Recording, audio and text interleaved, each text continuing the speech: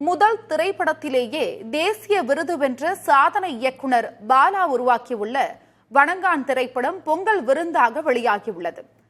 இந்த முறை இயக்குனர் பாலா ரசிகர்களை கவர்ந்திருக்கிறாரா என்று விளக்குகிறார் செய்தியாளர் புனிதா பாலாஜி. சூர்யா நடிக்கிறதா இருந்த வணங்கான் படம் அருண் விஜய் நடிப்புல வெளியாகி இருக்கு.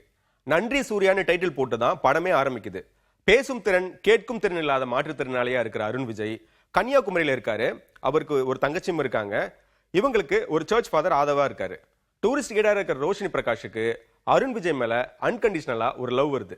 ஆனா அவர் அதை ஏத்துக்க மாட்டேன்னு அடம்பிடிக்கிறாரு. கன்னியாகுமரியில கிடைக்கிற வேலைகளை செஞ்சுட்டு இருக்கிற அருண் விஜய்க்கு நிரந்தரமா எந்த வேலையும் இல்லை. சமூகத்துல நடக்கிற அநீதிகளை பார்த்து அதிகமா கோவப்படுறாரு. அப்படி ஒரு அநீதியை பார்த்து பொங்கி எழுற அருண் விஜய் ஒரே நேரத்துல 2 பேரை கொடூரமா கொலை பண்றாரு. இன்னும் ஒருத்தரை தேடிட்டு இருக்காரு. அப்புறம் என்ன நடக்குது?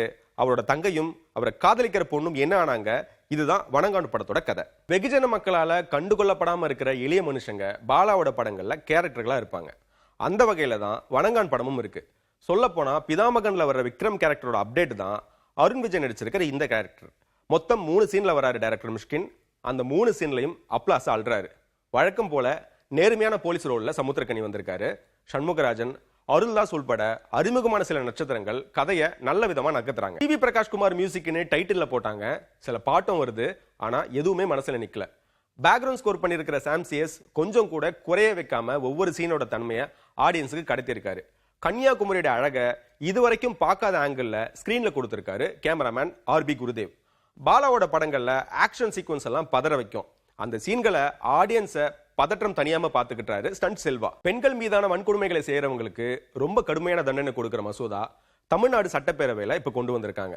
இதை தன்னோட பாணியில ஸ்கிரீன்ல சொல்லியிருக்காரு டைரக்டர் பாலா. பெண்களுக்கு பாலியல் தொல்லை தர்றவங்களையோ வன்கொடுமை செய்யறவங்களோ கடுமையா தண்டிக்கப்பட்டே ஆகணும். அதே நேரத்துல பெண்களுக்கு பாலியல் ரீதியா அநீதி இழைக்கிறவங்களை வெளி உலகத்துக்கு தெரிவிக்காம ஏன் ரகசியம் காக்கணும்னு ஒரு கேள்வி இருக்குல்ல. அந்த பிரச்சனையை வெளிக்கொண்டு வந்தாதானே அது சார்ந்தவங்களுக்கு பாதுகாப்பு தர முடியும். இந்த விஷயத்துல இயக்குனர் பாலா இன்னும் பழமைவாதியாவே இருக்காருன்னு சொல்லலாம். கதை கன்னியாகுமரியில் நடக்குது, ஆனா எல்லா கேரக்டர்களும் நெல்லை வட்டார வழக்கில் தான் பேசுறாங்க. பாலா சாருக்கு ஏன் இந்த கன்ஃபியூஷன் தெரியல.